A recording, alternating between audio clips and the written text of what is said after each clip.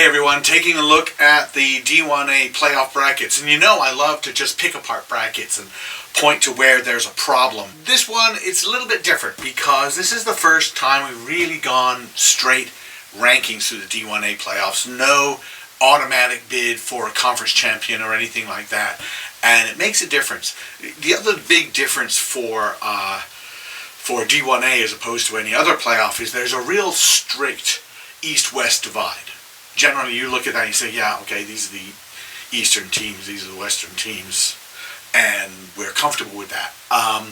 And as a result, or maybe it was just luck, top 16 teams are in the playoffs. The top 16 teams, there are 8 Eastern teams, there are 8 Western teams. All of that sort of settles on. So in the matchups, we've got a few that I would say you could pretty comfortably predict, but never say never. St. Mary's versus Grand Canyon. They've already played in the regular season. It was a comfortable win for St. Mary's. St. Mary's hosts this one. They were on the road when they beat Grand Canyon last time. So good for Grand Canyon. Get in there, show what you can do. You're building, and this is your cup final right now. Go put everything into it. Don't worry about next week. Go put everything into this. Really look forward to that. But St. Mary's would be favored in that one. Would it be out of the realm of possibility that Cal Poly could beat Cal at Cal? I think it's very difficult.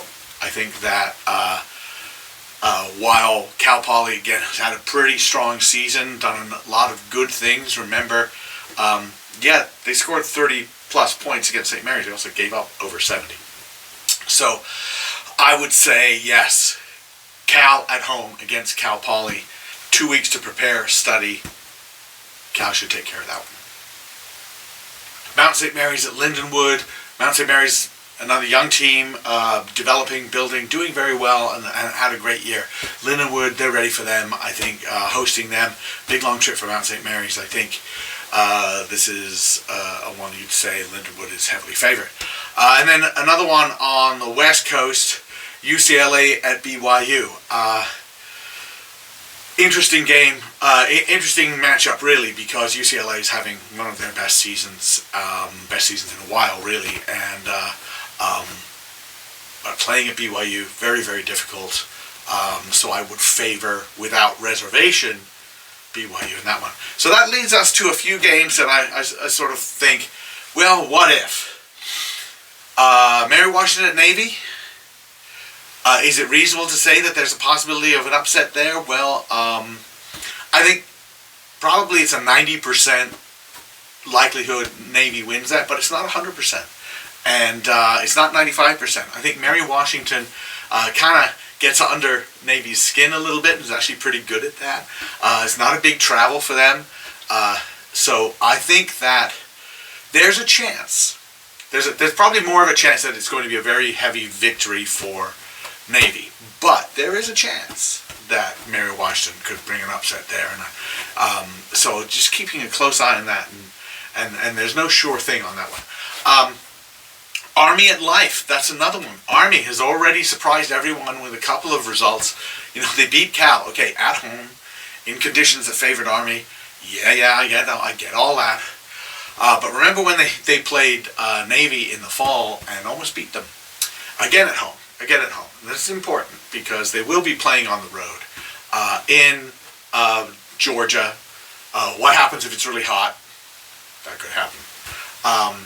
That'll be a struggle for the guys up in the cold, wind-swept Hudson River Valley. But I think there's a chance that Army could pull off a massive upset. There is a chance, even though I've got life ranked number 1. That's the way it goes. It's funny. And then in the west side of the bracket, Central Washington and Arizona. Now, this was a 1917 result for Central Washington in Tucson earlier this season. Arizona did a very good job of containing Central Washington and tested them as well. Central Washington's defense has been pretty good. Very physical team, and Arizona met them pretty much toe-to-toe. Difference? It's in Ellensburg, Washington this time. Difference, I think that Central Washington has had a tougher schedule since that, and as a result, probably is a little more hardened. Having said that, Arizona beat Army.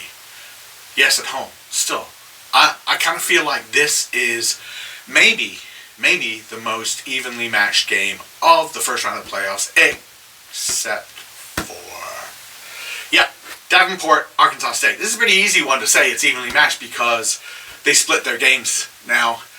You can look at it and say, well, it was 38 to whatever it was.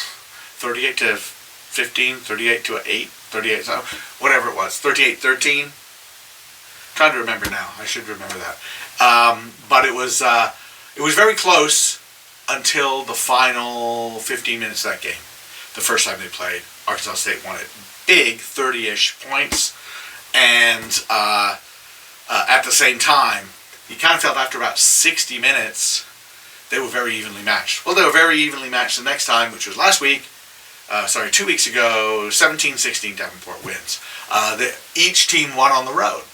So this is a fascinating one as Davenport once again travels to Jonesboro, and could they pull off that 1-point upset once again? Yeah, they understand. This is two teams that have the measure of each other. So definitely this is a toss-up game. So if we look at that and then you look ahead a little bit, I'm not going to do that. I can do that on my microphone. So that's kind of what I think about the playoffs right now. I like the matchups. I don't see anything that's like real head scratcher. Why did they do that? I know that they, the algorithm, or whatever D1A secretly uses, I know they use GRR rankings as part of it, but not all of it. I had Life ranked number 1. So therefore the number 1 seed in the East, they had Navy, the number 1 seed. It makes sense though. I don't have a problem with that because especially if you separate out and say, these are the East teams. Well, Navy didn't lose to anyone in the East. They only lost to Cal on the road in a non-league game. So you could just say, don't worry about that. But they did beat Life. So when you look at that, Western only, that makes a difference. But that can kind of help and hinder Cal on the other side as well. I don't really have any problem with the seedings one way or the other on that. I think it's been one of the better years, despite the fact it's been enormously competitive all year with D1A. And as I pointed out in another video, only one team in this entire bracket is undefeated, and that's St. Mary's. So we'll have a look at it. We'll see you next time. Thank you for watching.